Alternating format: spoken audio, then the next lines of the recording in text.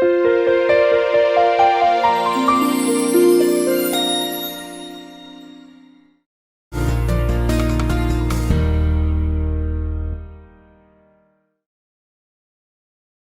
इंशा का सफरनामा।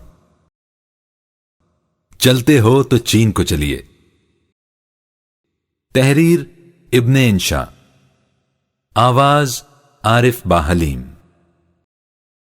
क्या काफिला जाता है।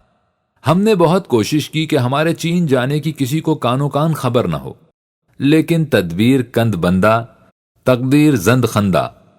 ये बात नहीं कि हम छुप छुपाकर भेस बदलकर बिला पासपोर्ट चीन जा रहे थे या मगरबी दुनिया से इस अम्र को छुपाना मकसूद था, बल्कि महज दोस्तों और हमसायों से ताल्लुकात खुशगवार रखने के लिए। तफसील इस अजमाल की यह है कि हम जब ईरान गए तो हमारी जेब में दोस्तों, रिश्तेदारों, हमसायों और माँ जायों की फरमाइशों की एक लंबी लिस्ट थी। मिन जुमला, नंबर 1, गैस पर जलने वाला चूल्हा जिस पर रोटी भी पक सके। नंबर 2, 5 सेर किशमिश अच्छी सी देखकर। नंबर 3, फिलिप्स का बड़ा ट्रांजिस्टर रेडियो। नंबर 4, अस्फहानी तंबाकू का एक पुड़ा। नंबर 5, जापानी डिनर सेट।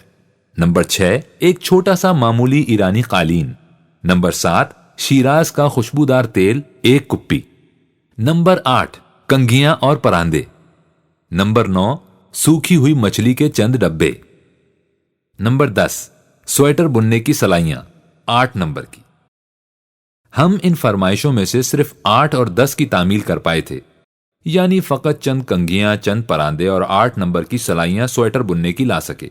बाकी 15 फरमाइश करने वालों से हमारे ताल्लुकात की पुरानी खुशगवारी और खुलूस कभी बहाल ना हो सका। इस राजदारी के बावजूद हमारे एक दोस्त ने हमारी डायरी में लिखवा ही दिया कि भाभी के लिए 2 सूट ब्रोकेट के, 1 प्रेशर कुकर और 1 सिलाई मशीन लेकर आना। एक बुजुर्ग हमसाए में से तशरीफ लाए और कहा कि आपको मालूम है मैं यहां की कोई चीज इस्तेमाल नहीं करता, मेरे घर में सब चीजें विलायत की हैं। मेरे लिए मसाला पीसने की बिजली की मशीन जरूर लाना, यहां नहीं मिलती, चीन में मिल जाएगी।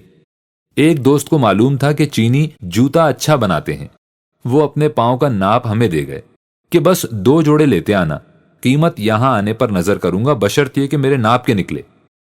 एक साहब ने कहा पीकिंग के तालाबों में रंगारंग मछलियां होती हैं, एक मर्तबान मेरे लिए भर लाइयो। एक दोस्त जरा रोशन ख्याल किस्म के थे, उन्होंने फकत इतनी फरमाइश पर इक्तिफा किया कि कॉमरेड माउजे तंग से मेरा सलाम कहना और बता देना कि मैं उनके सियासी ख्यालात से पूरी तरह मुत्तफिक हूं। कुछ साहिबों ने जाते हुए तोहफे भी साथ किए, जिनमें एक सेट चुएन लाई के लिए मौलाना अबुल आला मौदूदी की तसनीफ का भी था, लेकिन ज्यादातर दोस्तों ने खुद अपनी तख्लीकात से नवाजा।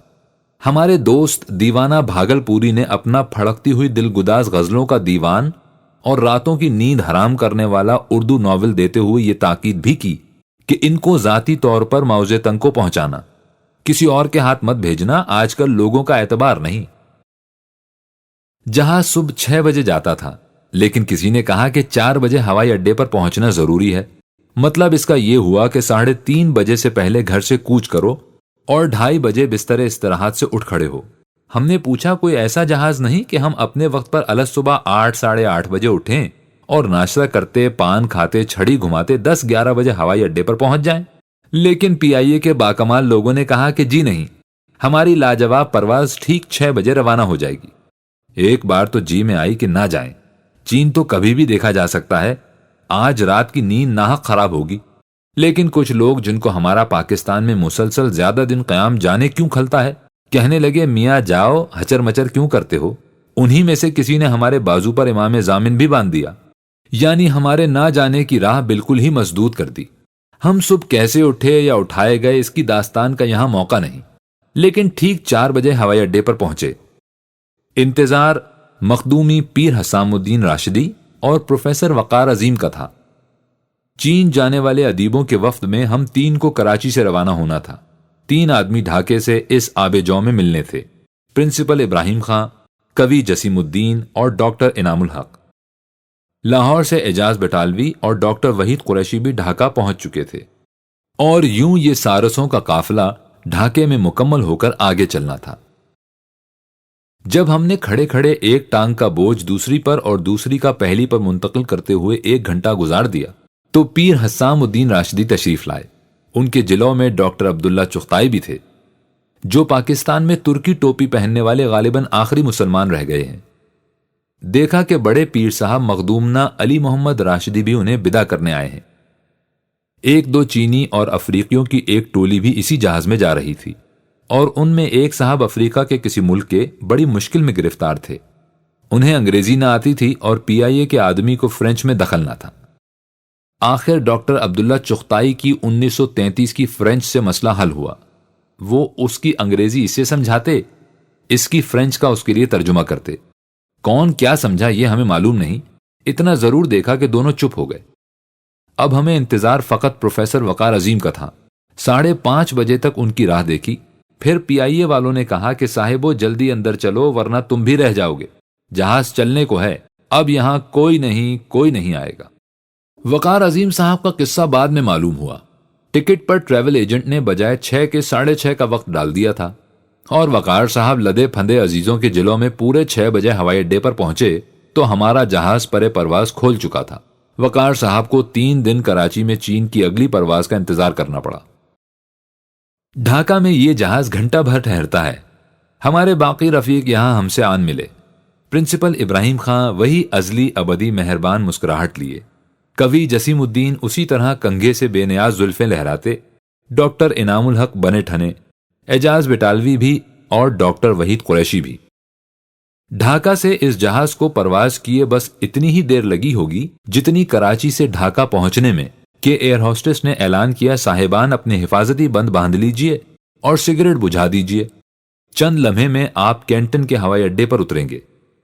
یہ ایئر ہوسٹس دیکھنے میں چینی لگتی تھی، لیکن بولتی انگریزی کے علاوہ اردو بھی تھی۔ آخر ہمت کر کے ہمارے ایک ساتھی نے ان کا اتا پتا پوچھ ہی لیا۔ وہ کراچی کے رہنے والے چینیوں میں سے تھی، یعنی پاکستانی چینی۔ ڈھاکہ سے چین جہاز جاتا ہے تو اس میں پورے مسافر شاید ہی کبھی ہوتے ہوں، بہت سی نشستیں خالی جاتی ہیں۔ ہمارے دوست ڈاکٹر وحید قریشی کے ساتھ والی نشست خالی تھی، اس پر انہوں نے اپنی ٹوپی اتار کر رکھ دی۔ ہم نے ان سے کہا کہ جناب اسے اٹھا لیجئے ورنہ اس نشست کا کرایہ بھی وہ آپ سے چارج کر لیں گے۔ ہمارے کہنے کا تو انہیں اعتبار نہ آیا، لیکن جب اعجاز بٹالوی اور راشدی صاحب نے بھی ہماری تائید کی تو انہیں یقین آ گیا، اور بقیہ سفر میں وہ پی آئی اے والوں کی غیر معقولیت پر تبصرہ کرتے ہوئے اپنی ٹوپی اپنے سر پر رکھے رہے۔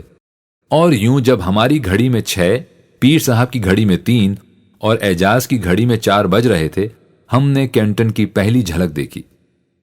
پیر صاحب نے اپنی گھڑی میں کراچی کا ٹائم رہنے دیا تھا اور اعجاز نے ڈھاکہ کا۔ ہماری گھڑی کے 6 بجے کینٹن کا ٹائم تھا۔ چین کا ٹائم مغربی پاکستان کے ٹائم سے 3 گھنٹے آگے ہے، اسی لیے تو ابھی ناشتہ پیٹ میں موجود تھا کہ لنچ کا ٹائم ہو گیا، اور اس کے فوراً بعد سپہر کی چائے آ گئی، اور جلد ہی شنگھائی پہنچتے ہی رات کا کھانا کھانا پڑ گیا۔ بے شک اس وقت شنگھائی میں 8 بجے تھے، لیکن ہمارے معدے کو یہ باریکیاں کیا معلوم، کراچی میں تو ابھی 5 بجے شام ہی کا عمل تھا۔ 1-2 روز تو ہم یوں ہی اوقات کے فرق کے مخمسے میں گرفتار رہے۔ 1 بجے لنچ پر بیٹھتے تو یاد آتا کہ ابھی تو کراچی کے 10 بجے ہیں، تو بھوک آدھی رہ جاتی، اور صبح 8 بجے اٹھتے تو سوچتے کہ کراچی میں ابھی 5 کا عمل ہے اور لوگ خواب خرگوش کے مزے لوٹ رہے ہوں گے، تو بے اختیار وطن عزیز پر رشک آتا۔ لیکن چند دن میں انہی میں شیر و شکر ہو گئے، بلکہ یوں کہیے کہ چینی ہو گئے۔ کینٹن قدیم تاریخ کا امین اور انقلابی تحریکوں کا گہوارہ ہمارے سامنے حد نظر تک پھیلا تھا۔ یہیں مغربیوں کے قدم پہلے پہل آئے، یہیں چین کے ایک باہمت محب وطن عہدیدار نے سن 1839 میں افیم کی وہ 20,000 پیٹیاں برسر عام نظر آتش کر دیں جو ایسٹ انڈیا کمپنی کے تاجر چینیوں کو افیمی بنانے کے لیے زبردستی لانے پر مصر تھے، اور جس سے مشہور جنگ افیم کا آغاز ہوا، جس میں چین کی شکست کے بعد انگریزوں، امریکنوں اور دوسرے مغربی ملکوں کے قدم چین میں جم گئے اور انہیں ملک کو لوٹنے کھسوٹنے اور منمانی کرنے کا موقع ملا۔ یہیں سن 1967 میں چیانگ کائی شیک نے ہزاروں انقلابیوں کو ایک دن میں تہہ تیغ کر دیا، اور کینٹن کی سڑکیں مدتوں خون شہیداں سے رنگی رہیں۔ اسی شہر میں عہد رسالت کے ایک غازی کے نقوش پا بھی ثبت ہیں، یعنی رسول اللہ صلی اللہ علیہ وسلم کے ایک صحابی سعد بن ابی وقاص کا روضہ مطہر ہے، جنہوں نے مشرق بعید کے اس دیار دور میں اسلام کا پودا کاشت کیا۔ لیکن آج اس شہر پر ہماری فقط نظر خوش گزرے تھی، یہاں ہمیں کچھ دن بعد آنا اور چند دن ٹھہرنا اور زیارتیں کرنا تھا۔ اس وقت تو فقط ہوائی اڈے پر گھنٹے بھر کو قیام تھا، لیکن اسی 1 گھنٹے میں چشم شوق نے وہ نظارہ یہاں دیکھا کہ کبھی نہ بھولے گا۔ یہی ہمارے سفر کا دیباچہ اور نقطہ آغاز ثابت ہوا۔